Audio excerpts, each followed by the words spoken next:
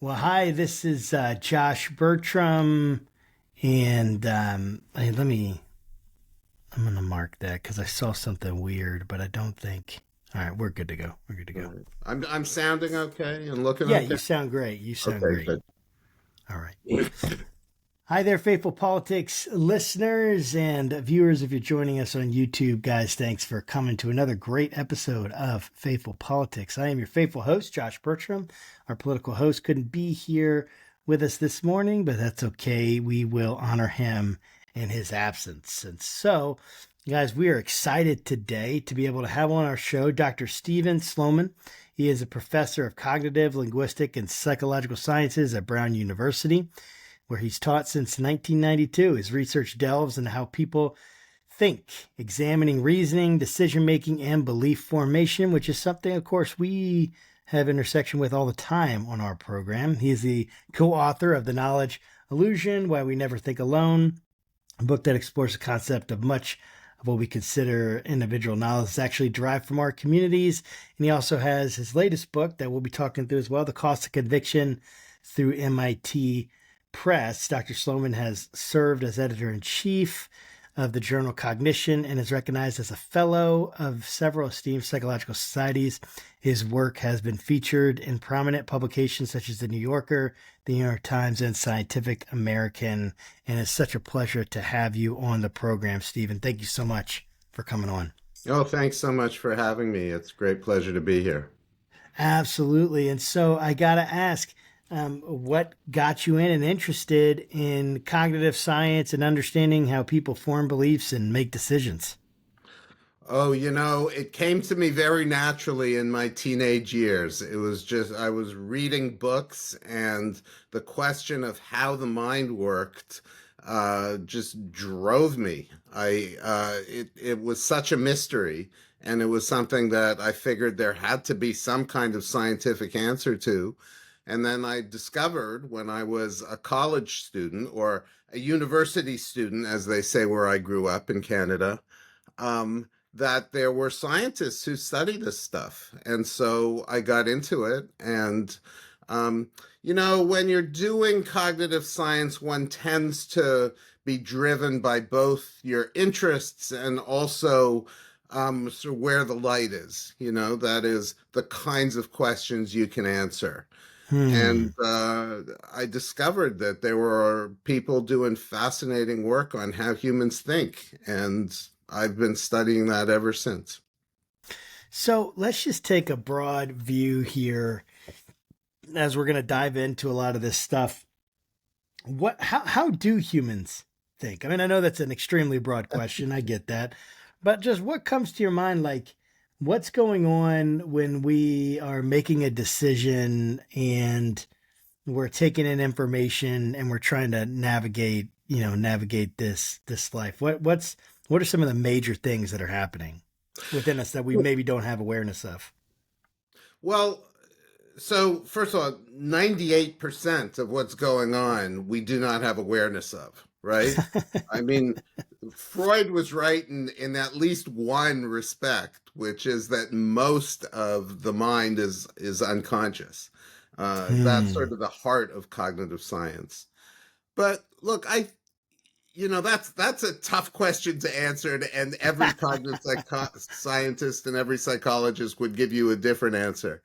But to me, I think the important thing to appreciate is that we're kind of confused in the way we think, in the sense that we have very different systems that are driving us, and they're driving us simultaneously, right? And you can think about the dichotomy in multiple ways. So here's a first pass at it. Um, we have intuitive processes. That is, we have all sorts of stuff going on under the hood that delivers answers to us, right? If I ask you what Right. Napoleon's last name was, it just comes to mind, and you don't know how it comes to mind, but it Right. does, right? Or if I ask you what 5 plus 7 is, the answer just comes to mind, and you don't know how. So there are all these very sophisticated intuitive processes. And they really are sophisticated, right? They can Hmm. do a lot of work. So to be honest, if you look at modern AI, which, if you have any experience with, I assume it's blown you away the same way it blows me away. That is, there are Right. all kinds of issues with modern AI, but the one thing I think we can agree on is it's amazing, right? Like Yes. it's incredible what it can do. Yes. And, you can think of that as a sophisticated, intuitive process. Modern AI has the advantage that it's built on huge quantities of data, right? Right. Much more than human beings' intuitions are built on. But nevertheless, qualitatively, the processes I think are very similar, right? They're based on memory. Words like pattern completion describe how it works, right? We see a little pattern and we complete it in our minds. Um, so that's one thing we do. But then the other thing we do is we deliberate. We Hmm. we engage in thoughtful processes that we are aware of. So not only are we aware of the response that's delivered, but we're also aware of the process by which the response is computed. So if Hmm. I say to you, what's, 36 plus 25, you can answer that too, but you have to go through some machinations in your head. And Right. you're aware of those machinations. So that's a different kind of process. And it's one that modern AI is not so good at, by the way, right? Hmm. I mean, it's developing and they're working on it, but it's not nearly as impressive as what humans can do.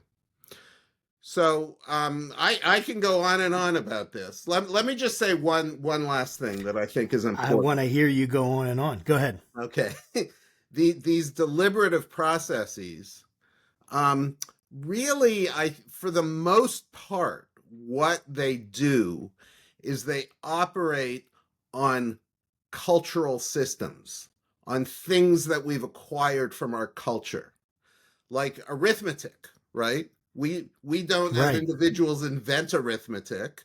We go to school or learn it from our parents or from our older siblings, right? So it's a cultural entity that we've incorporated. Or if we're thinking in language, language is a cultural entity. Yes. Or if we're thinking about the Ten Commandments, or if we're thinking about logic, or any kind of sophisticated mathematics or frameworks that are used to study history or anything, if the rules of football, right? these Right. are these are all cultural entities that we can learn, and we can use them to reason.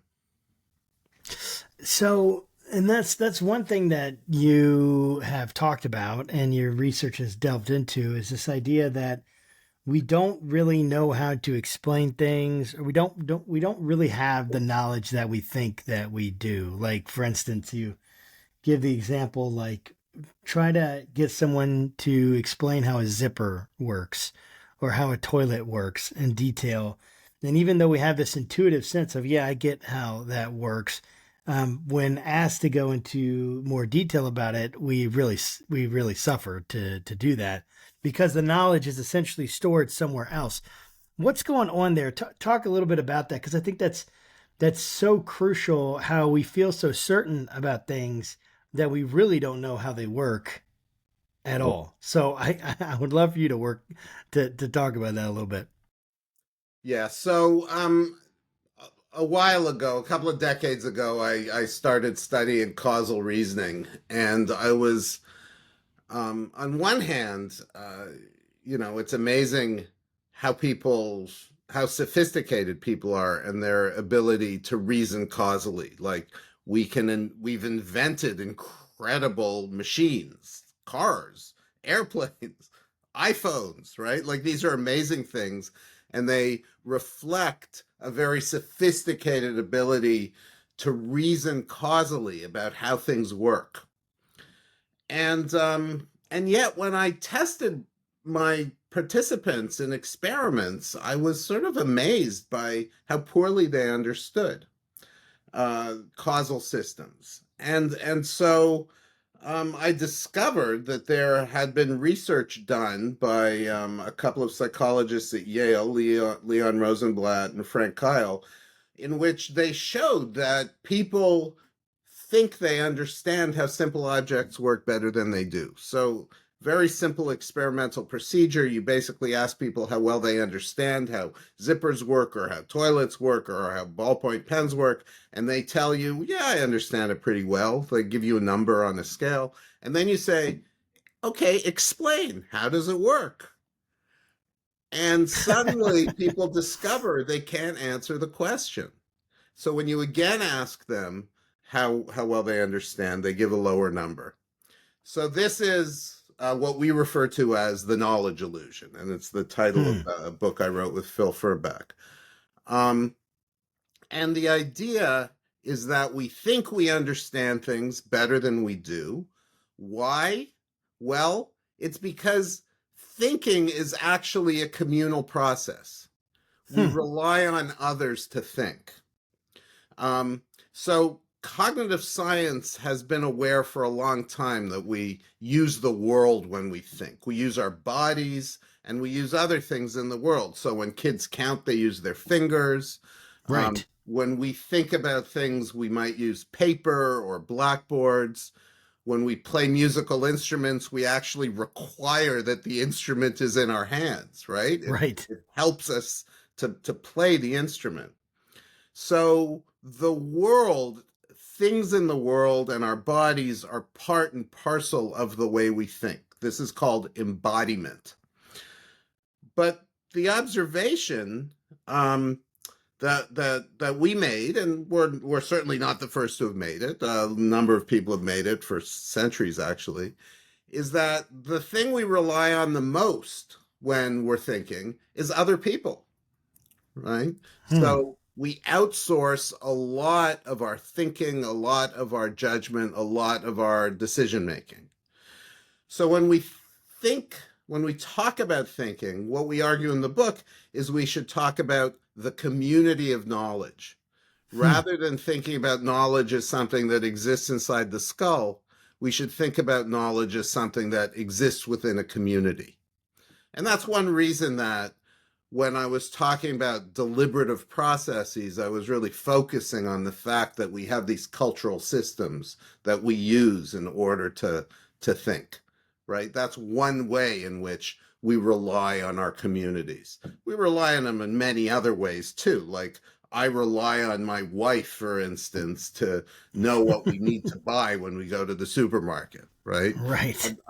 If you ask her, she'd tell you I'm way too dependent on her, and I'm sure she's absolutely right. I love that. I mean, I think it's so good because here's, I just want to make sure that I understand. It's almost like, we have these processes that are working underneath the surface all the time. They're very sophisticated. They're making calculations. They're doing things that we're not consciously doing. And that's, I guess that would be that kind of fast thinking. And then the slow, more deliberate thinking is anytime we're bringing something into our conscious awareness and we're trying to, I don't know, like you said, add a number up and we're bringing in these things like get larger numbers. We have to break it into steps and we're bringing this stuff in and we're trying to figure it out. And then you have these cultural systems that we all have to use that we essentially store information. And so is the idea like, so when someone is creating this like really sophisticated thing like the iPhone or something, the reason that we're able to do that is because we have essentially created storage systems that can retrieve and basically store that information and retrieve it on command. I mean, how is it that we can do all this stuff, I guess, when none of us really have it in there? I mean, I know that we use experts, use other people, right? But how do we do that? How does that even work? for us. Yeah. So What do we know about that? there are lots of answers to that question because it depends exactly what we're talking about. So, like, the first thing to note is there's not one person that invented the iPhone, right? There are literally thousands of people who together invented the iPhone because, Steve Jobs is famous for having designed the thing, but of course, Right. he had a whole team of designers. He wasn't Right. alone.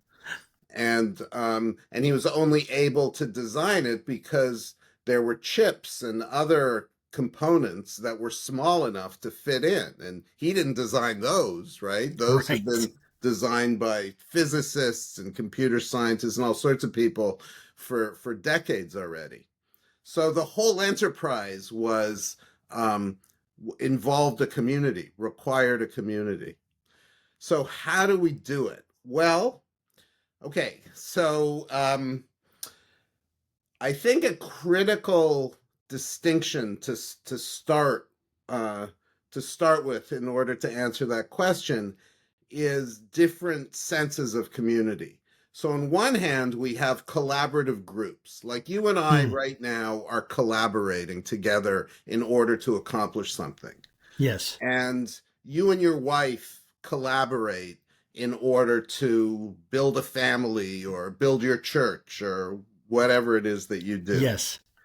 Um, so the two of you share intentionality, right? You both have a common goal and you work towards that common goal in a cooperative way. So that involves storage. Yes, it involves other things. It involves processing. It involves retrieval. It involves decision making. It involves perception, right? There are all of these different component processes that you kind of engage in tandem.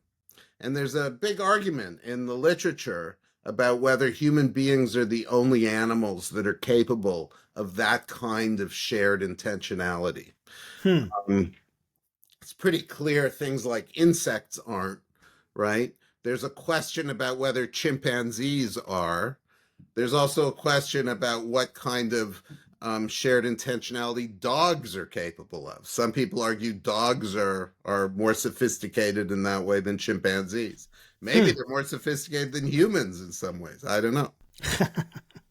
So, okay, so on one hand, you have these collaborative groups, but then on the other hand, you have larger cultures, right? Which are constantly influencing us, like the people who wrote the great books of the past, or who made the great scientific discoveries in the past, or who are thought leaders today, who are drawing the great interpretations.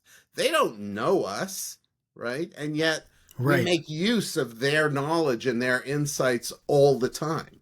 Yes. So if I'm like doing mathematics, uh, the reason mathematics exists is because people for literally thousands of years have had all sorts of insights, like the notion of zero and the notion of Hmm. counting, and I'm making use of that stuff all the time.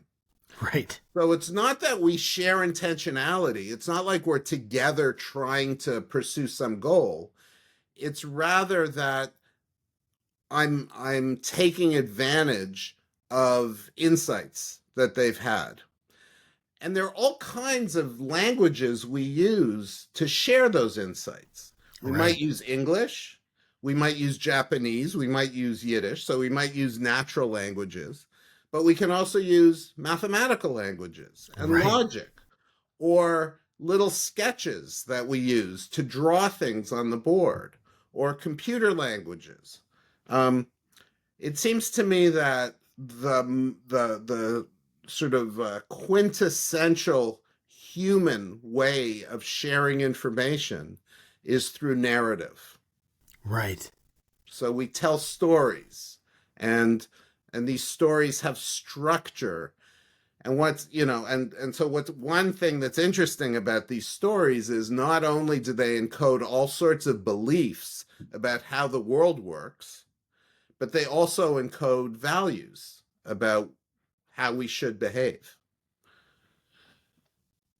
So anyway, that's No, you, so the you have beginning of a morals. complicated answer. Yeah, no, no. I mean, I love it, and I was just listening to, thinking what else might be connected to that, and you know, one question that keeps coming to my mind is that so when we're talking to people and we're storing knowledge among, we're accessing other people's knowledge, we're getting together in different communities. Like what did we do before we had like some of the technology we have? 'Cause, so I guess like what I'm saying, well, let me throw this out to you and see if you can check if I'm on the right track here. So you have like at some point before we had writing, we were just essentially storing knowledge. I guess we could make some cave drawings or we could do some stuff, but the knowledge was essentially stored in other people's minds, right? So we'd have to go to them and ask, and then we would learn and all this stuff. So how do we actually, like, I guess how important was writing, and how do, like, is there this connection between technology and, I mean, there must be like this connection, right, between essentially having retrieval, storage and retrieval devices and the ability for us to like exponentially grow in our technology. I don't Yeah. know. What do you think about that? Yeah, no, I think that's exactly right. Technological transformation, starting with the ability to write, and then the ability to write on paper rather than stone, right? Or on something that lasted rather than in the sand, up into the printing press, and then, radio and TV, and now these incredible computer networks. So each one of those I does several things. Um, One thing it does is that it allows us to express things in much richer ways, Hmm. right? And so we get more complexity in our representations. But I completely agree with you that the other thing that that does is it enlarges the community. Yes. That's a good way to Um, think of it. Yes. right? So I mean, it's interesting how that works. Like back in the day, we've had stories forever, right? I think we've had stories since the beginning of civilization, Right. and those used to be oral. So at the beginning, people told each other stories, and those stories got shared. And the problem with, and that's great, and it's a wonderful way to share values and to share information. But in each telling, the story got distorted. It's like the game of telephone. And as a result, you don't have this common fixed representation that covers a large swath of people. You're relying on memory, and memory is fallible. Hmm. And so the story got changed as it went, and if you go far enough, the story that one people had, might have originated from the same place that your story does, but it looks totally different. Right. um but once you can write things down, then there's going to be less change, and there's going to be more Yes. commonality, so you can reach out to a larger group of people.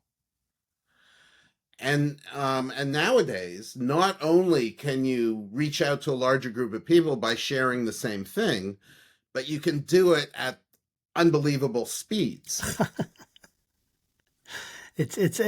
Honestly, if you just take a step back and just think about the kind of world that we live in It's incredible. compared to 1,000 years ago, compared to 100 years ago, Yeah. it's mind blowing. It's Mind absolutely blowing. mind blowing. Mind And blowing. it's like this technology is accelerating at such rapid pace. It's hard to keep up with it. And I don't know, it can create a lot of concern. It can create a lot of issues. one thing that I see right now is that people, they don't know who to trust, right? They don't know what information to trust. They don't know what to look at. They don't know how to make sense of it. Um, what do you think?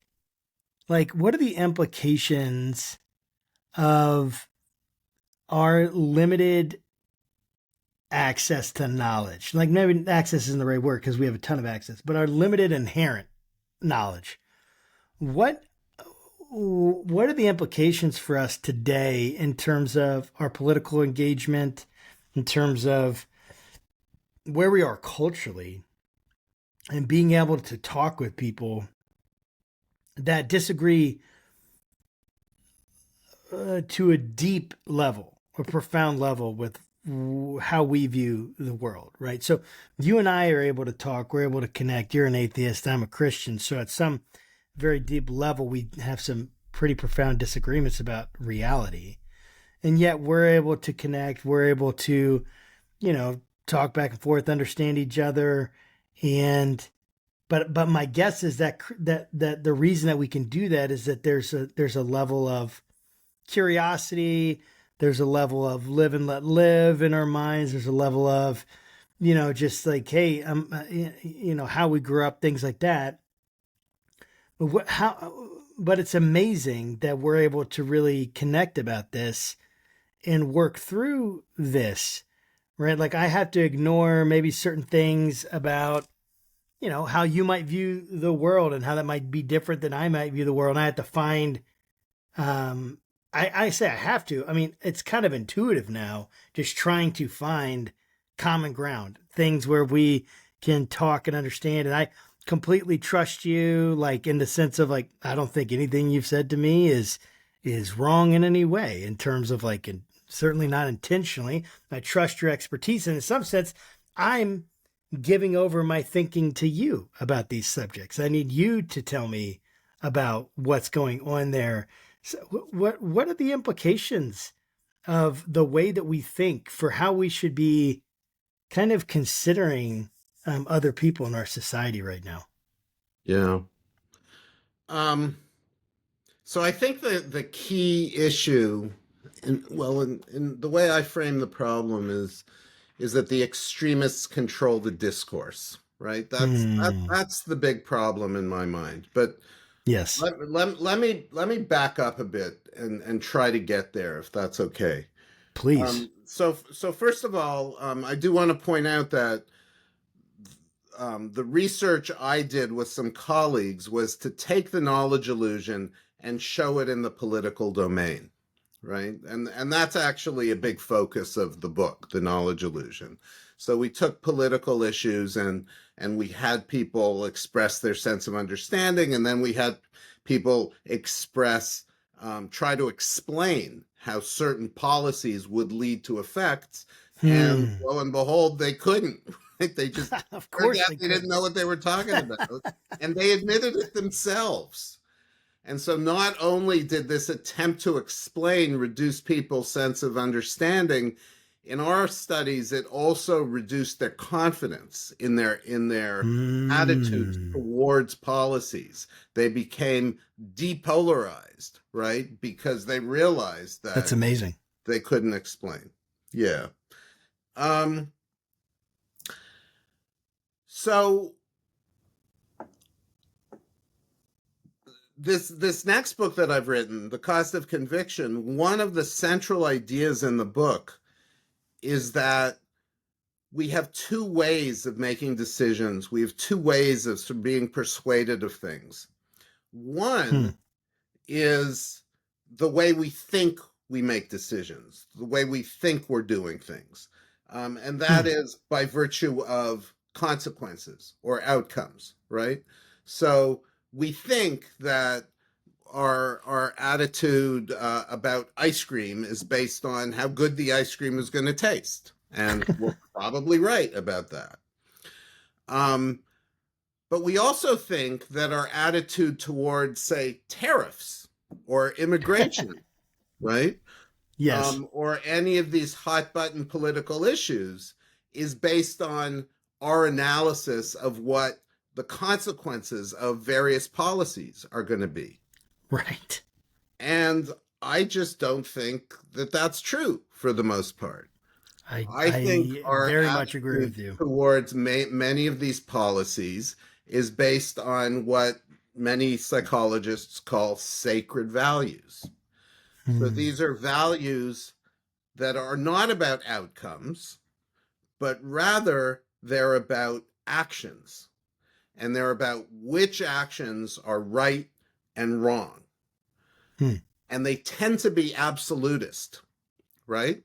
Like, thou shalt not murder, like, Right. thou shalt not ever murder, and not no Right. matter how much money I give you, thou shalt not murder, right? Right. It's an absolute value. And the claim of the second book is that that's the nature of a lot of political discourse. We talk in terms of sacred values, Hmm. and as a result, we take absolutist positions. And Yes. not only that, but if my group, we identify with those sacred values, and they come to represent our community. And what's worse is that if I'm in a different community, then I feel it's my responsibility to contrast my sacred values with yours. Hmm. So there's this dynamic by which groups get farther and farther apart because they sort of define key issues um, in opposition to the other group. And we're absolutist about those positions, right? Yes. So the claim is that if we just reframed issues and thought about them instead of thinking about them in terms of absolute sacred values about actions, if instead we thought about them in terms of consequences, like what would actually be the result of this, then I think there would be a lot more common ground.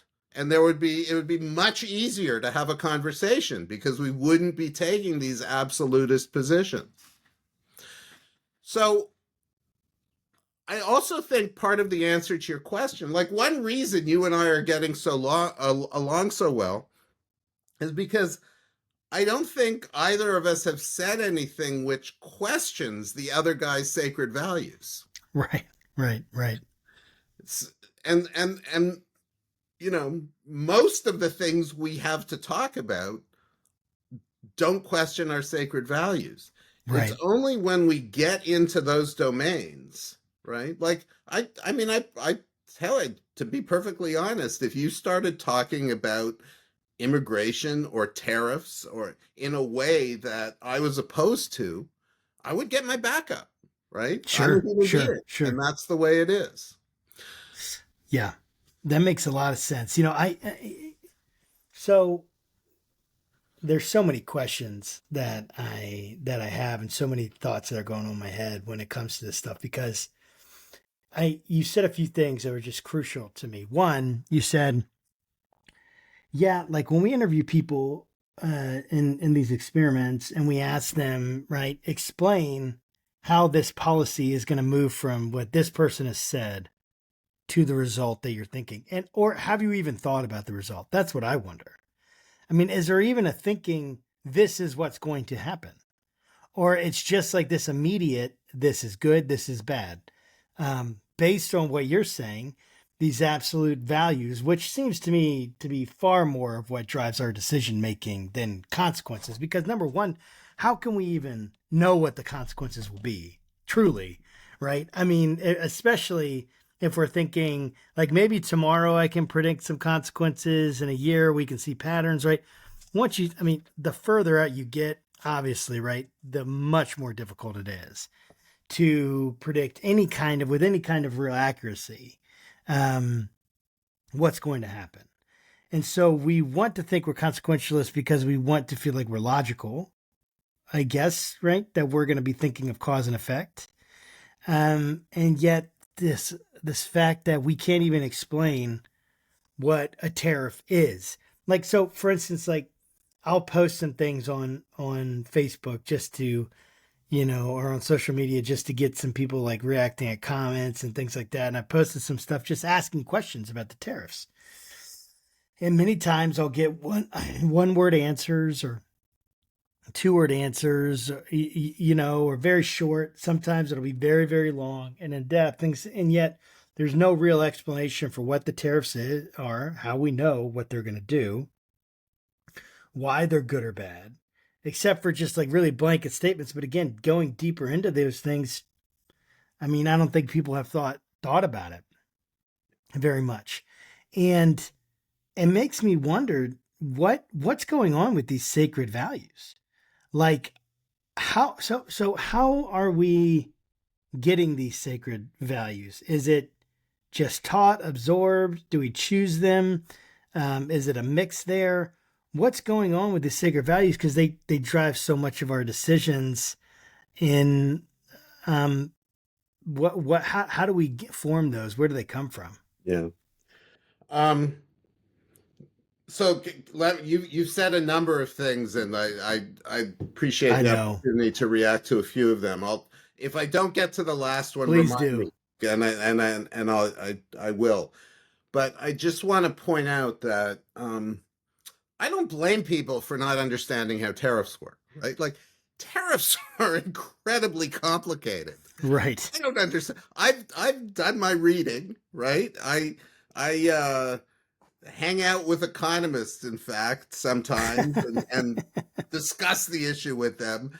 And I tried really hard to understand how tariffs work and the implications and I don't feel like I have a deep sense of understanding at all. And people who don't have time or interest, right? Not everybody needs to understand how tariffs work. Right. But I will say that our leaders need to understand how tariffs work. Yes. People who are imposing tariffs need to understand how tariffs work. They are responsible for understanding how tariffs work and making their decisions based on an analysis of the consequences of those tariffs. And this is the first, controversial thing I'll say, but I don't think that's happening at all. And so so we really do have to think about everything in terms of a community, right? Because the world is just so complicated. We can't all be masters of everything. In fact, Right. we're lucky if we can be masters of one thing. And that's enough. And then that can be our contribution, right? I try to understand something about how the mind works. Tariffs are not my bag, and I'm willing to admit Right. that, and I'm willing to let other people make those decisions. So, so as individuals, we have to simplify if we're going to make decisions because we just can't handle everything. And that's why sacred values are so important because sacred values are, in essence, a way of simplifying really, really tough decisions, right? And as a result, like they really are important. As I wouldn't have a friend who didn't have a sacred value, right? Right. Um, so in terms of where they come from, sacred values really are the kind of ultimate social glue, right? Like if I want to know if someone is a member of my community, goes to my sort of virtual church, right? Right. Then really the question is, do you share my sacred values? Right. And so I wouldn't just think about them as something that I hold as an individual, but rather something that my community holds. And which I Hmm. think is most of the answer to your question of where they come from, right? They come from my Right. community. I mean, a decent parent spends a lot of time teaching their child sacred values. And a decent community, makes an effort to instill certain sacred values within it. Yes. My university community does that for sure.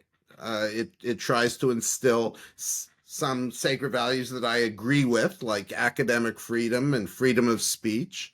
The other people complain it tries to instill other sacred values that maybe they don't agree with. And I actually think that, there are some reasonable complaints about that. But it's clearly something that comes from other people. Can I just say one last thing? Absolutely. Um, so my answer to your previous question was the problem with the world is that the extremes control the discourse, right? Right. And I never actually came back to that, I realized. And so because we have this need for simplicity, because the world is so complex, because we have to simplify, it's so much easier to appeal to the kind of simplistic arguments you find on the extremes than Hmm. it is to actually analyze a situation that I think many of us find ourselves appealing to the extremes. And Right. that's the sense in which they control the discourse. So I may not have an extreme view about Hmm. immigration or abortion. I may have a balanced view. But if you question me, I don't know enough to really articulate a sophisticated position. And Right. so I'm just going to find slogans that I've heard. And the slogans that come to mind are the Yes. ones that were generated by the extremes because they're so simplistic. And Right. and that's the deep sense in which they really control not just how we talk, but how we think about things at the moment. And of course, they're trying to appeal to sacred values to get people motivated. Maybe they wouldn't put it that way, Right. right? But if the leader of Republican or Democratic Party, they want your vote, they're going to try to figure out what's going to motivate you. And the things that are going to motivate you are going to be the things that cause fear, cause concern, cause some kind of very visceral reaction and touch into one of these sacred values. Exactly. And, it's funny because people will hold on to sacred values, right? Even if the consequences are harmful. And of course, they would probably come and say, well, how do I know that they're harmful? How do I know, like, what is this person's interpretation and how they're saying it's harmful? So method becomes very important in even diagnosing and describing what harm is. But why do you think we hold on to this so deeply? Like, what are the cognitive and emotional mechanisms that make this thinking so hard to dislodge and get rid of? Or not get rid of, that's not what we want to do, but kind Right. of take a step back and critically examine. Well, I think there are two interrelated things. One is that we're desperate to understand our worlds, right? We want to have explanations of things, but the world's just too hard for us to understand. And Hmm. so we latch on to these simple rules that give us a sense of understanding. So that's part of it, but that's actually the small part of it. The bigger part of it is that our sacred values unite us with the people around us. They are the glue that holds our communities together. And so, this the reason I can't let go of certain values is because in order to let go of them, I would have to disconnect from my community. Hmm. And and that's hard. I mean, not That's only is it difficult. hard, it's bad for us, right? Like back in the day, it was bad for us Yes. in that it opened us to danger, literally, because we were Yes. alone. But, being alone and lonely is like the worst thing you can do to a human being, right? Yes. Um, and so, we do what's necessary to maintain our communities. And beyond that, we do what's necessary to defend our communities. So when Hmm. people attack those basic values, we feel the need to defend ourselves, not just because we're defending our ideas, but we're defending our community's ideas.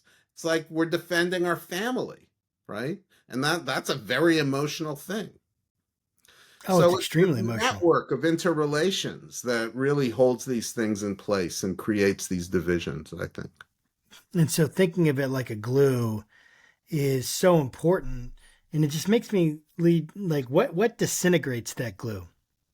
Like when someone is moving from maybe from one community to another, Like what's going on in our beliefs and how we form beliefs? Like how do we change beliefs essentially? So like I'm a conservative and I thought about this. Like what would it take for me to become like a full-fledged liberal? Or what would it take for me to become an atheist? Or what would it take for me to become, Jewish or to convert to Judaism or Islam or Hinduism? And I think about that because it feels like these things are so deeply entrenched. It's hard to even imagine from a first person perspective.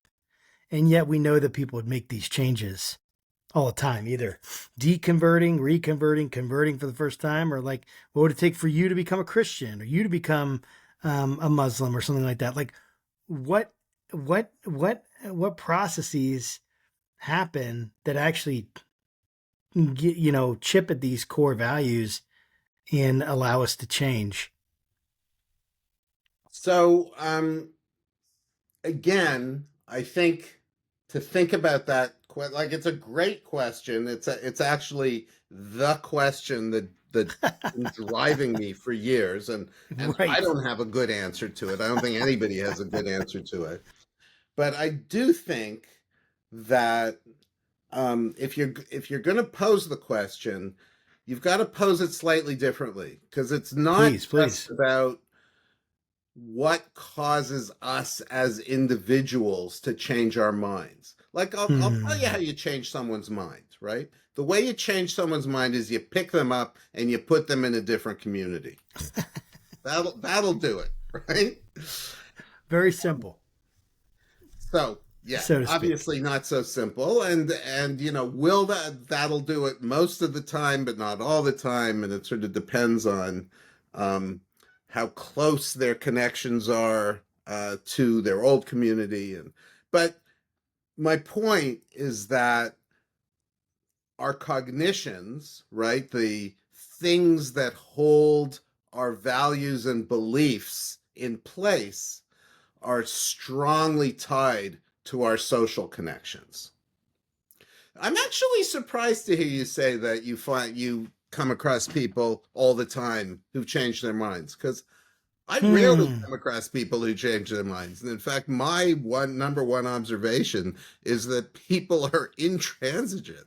I mean, I've never seen anybody in a faculty meeting change their minds. Like it just hasn't happened in my entire existence as a faculty member. That's So funny. Well, I guess maybe let me rethink that. I've heard stories about it, is what I should say, right? Or I've met people, right, who can't, in my context, people like for the pastor, it's about changing minds. I mean, that's like what you're supposed to do, or mm, help people either change minds if they're mm, not in the right place, right, mm, theologically, or help them stay in the right place. And again, my personality is one where I want people to wrestle through stuff, so I'm not mm. authoritarian in personality. I'm not trying to shove something down someone's throat, and yet at the same time, I definitely have a deep conviction like, hey, I think I have I think I have certain things right about reality. Of course, and this is where the question comes from because I'm going to ask the same thing like how can I think I have something right? I'm sure you think you're right, or at least to the extent that you feel comfortable being in that. And then again, how much do you even choose what you believe? Because what you just said to me is you take them, you put them in a different community. And when you put someone in a different community, it sounds like there are these subconscious ways of processing things, and they're kind of what's changing minds, essentially. Is Right. that accurate? So here's the tension, and I don't have a good answer to this. So partly that's accurate. That is partly our minds, what we believe is a function of ideas and explanations that we've generated, right? So, like, I vote for one person instead of another, and I generally have a reason for it. And Right. that reason is clearly not irrelevant to the vote that I cast. Right. But often like what we as human beings do, because we're members of a community of knowledge, and because we don't have complete models of everything inside our heads, is that we really deeply rely on other people, right? Like, like so much so that often our opinions are just channels of what others have told us, and we haven't thought things through at all. Yes. In part because it's dangerous for us to think things through, right? It's In part energy. because we don't have It the takes a lot knowledge. of energy, right? I It mean, takes a it's lot of like energy. It we might don't take have more time. knowledge and skill than we have, but it also takes courage. It absolutely does. It takes a lot of courage, right? I mean, I'm a So pastor. Imagine me coming up and saying, guys, I've been thinking lately, I'm not sure about this whole God thing. yeah, Like, what does that do to my livelihood, right? That means I have to, that's right. once I've started considering that, not considering because getting in other people's mindsets, but once I'm like at that point, Yeah. I mean, then maybe maybe I shouldn't be in ministry, right? And a lot of people would say it's not even maybe, you definitely shouldn't be in ministry, right? And yet I have heard of several pastors that their livelihood was tied up in this truth. And it's not just pastors, right? There's all sorts of people. Their livelihood gets tied up in the truth. The cost of changing your mind, Yeah. talk about the cost of conviction. The cost of changing your mind is so much that's not even worth it. Or you're not going to talk about it, right? Yeah. So I it would be great if we had some way of reading people's unconscious and knowing whether, the reason they're spouting the views they spout is because they really believe them, or because they want to hold on to their job or hold on to their community, or, because there's some, person of the opposite sex who they're trying to attract. I mean, Right, right. right? There are a million things that motivate us. Uh, but absolutely, our social ties determine our beliefs to a large degree. So, what would you say about to someone who they think that abandoning sacred values and maybe even addressing can that even be done? But if someone is just thinking about it simplistically, abandoning sacred values for consequentialism means compromising our integrity. What do you what's your answer to someone who might be feeling that like, oh yeah, like you're just about the outcome instead of just about having conviction? What would you Yeah. say? Yeah, that's a great question.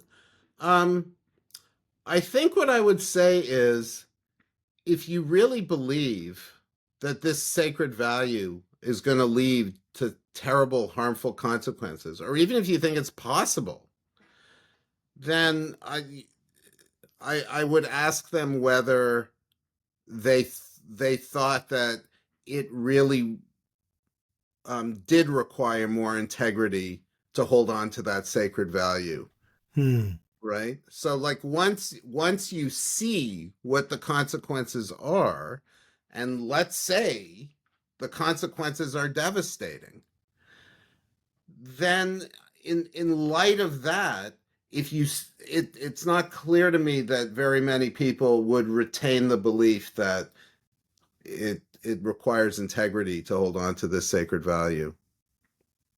Yeah, that makes sense. Especially when it can be made clear to them that these are the consequences for people that they care about or even them, right? Yeah, Like when we can put the consequences on other people, well, yeah, they deserve that. Or, yeah, you know, yeah. or you Look, think it, just sorry to interrupt, but one point that I think is really important here is that people don't make fine distinctions between sacred values and consequences. In fact, the vast majority of people aren't even aware of the distinction.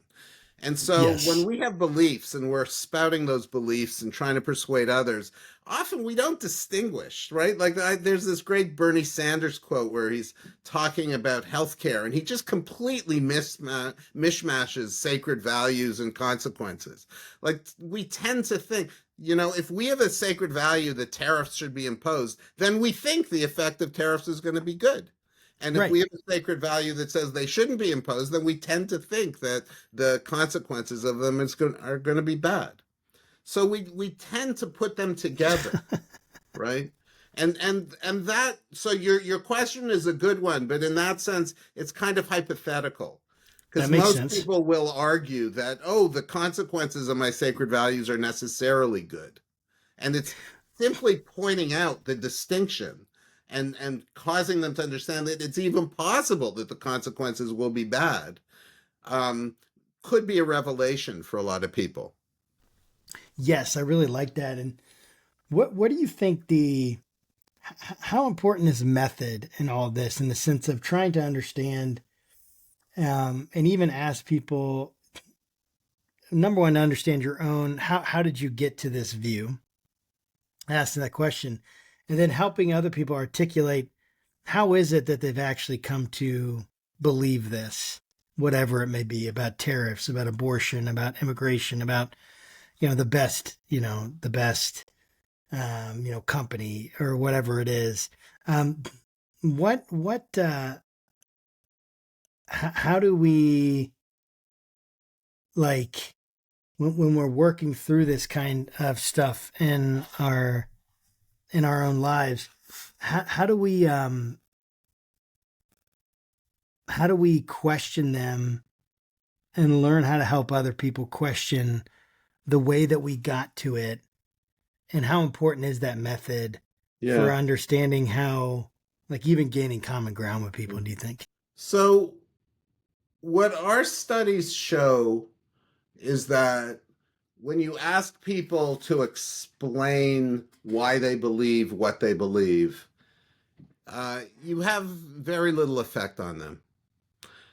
Um, and I Really? think the reason for that is that's something we think about all the time, right? Like you're not actually ad- addressing much that's new because Hmm. people spend a lot of time justifying themselves. If they've spoken about a subject, then it's likely what they've spoken about is why they believe what they believe. What our studies suggest is that the way to get people to open their minds is not by asking them why they believe what they believe. It's rather to ask them what the consequences of the policy that they're endorsing would be. That is, think about the issue on its own terms. Take Hmm. yourself out of it and rather think about, you know, what effect this thing is going to have on the world, regardless of why you believe what when you ask people why they believe what they do, they'll say, well, because someone else who I really respect believes it, or they'll appeal to a sacred value, or they'll say something that isn't really about the issue at hand in the sense of Hmm. describing what outcomes it's going to cause. So you got to sort of get people outside themselves in order to open minds and I think have an open conversation. That's super interesting because that's very surprising to me, that because you feel like when you would ask someone, for whatever reason, my intuition was that when you ask someone, "Hey, can you help me understand, like, why you believe this?" Um, that, like, oftentimes they can't do that, right? Or like maybe it's, oh, I don't really know why I believe that, I just do. Or, oh, this person has, like you said, there's someone I respect, and then you're like, well, how do you know that they believe it, right? Or how did they get? And I kind of keep asking those questions and might open, like, their mind. But I guess it's more like, yeah, like when you I just thought when people would, when you'd ask them to try to explain it and they'd go in and not be able, it's like similar to the zipper thing, or similar to, the toilet thing. They're like, oh, well, I don't really know how to explain it. But I guess that might be different than why someone believes it Yeah. Look, versus explaining that's it. what our studies show. But of course, we're not pastors, and we don't have the same relationship with these people that you do. And so it may be that it is an effective question for you. It's just not an effective Right. question for us as scientists investigating, That's interesting. belief in this particular issue. and the difference would be that I know them, that there's a trust there. Is that like what would be the difference, do you think? Well, the difference may be that they feel a stronger need to not only be honest with you, but to be revealing, right? So Hmm. when we ask them why they believe what they believe, like they're just basically writing down answers. And so, they're kind of coming up with reasons on the spot. But Right. but those reasons don't have any weight. We're not going to be testing them later. We're not going to be Right. coming back to them later. They're not building a human relationship. You're not. Hey, well, I thought you said this Yeah, before. exactly. What? Exactly. That makes so much sense. So, okay, so here's kind of the last big question. Um, Unfortunately, our time is running out. Maybe we can have you on again. This is so fascinating to me. I love this stuff. Great Um, talking to you. yes. So if you're thinking about the implications of your findings, your research in your book, and you're, tasked with giving like a lecture or like really just giving like, hey, I want the most important thing from my findings.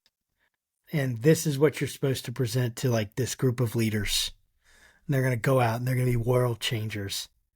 What is it that you want them to know that's like so important? Like this is key. If you miss this, you miss basically all of it in some level.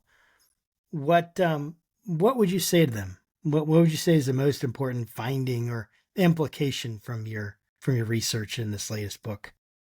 Um, I think the most important implication is for them to understand that it's very natural for us to think in terms of these sort of absolute sacred values, and that we often think that we're thinking in consequentialist terms. We often think that we're setting policy or making decisions in order to maximize everybody's benefit and to minimize costs.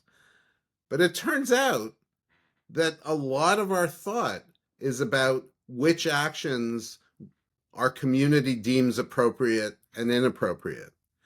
And so simply being aware of that, not ignoring our sacred values, not negating them, not thinking that we shouldn't think about appropriateness. Of course we should. But we should be aware of the degree to which that's governing our decision making and the degree to which we're actually neglecting the consequences of things. And just as a real quick bonus, but like, so if we're thinking about like how do we identify absolute views versus a consequentialist? And you said like most people we don't even think about that because we assume if we believe it, it works, right? Why would we believe something that doesn't work? Whatever working means, right? But we essentially think it's going to be best for the people. It's going to have the best consequences.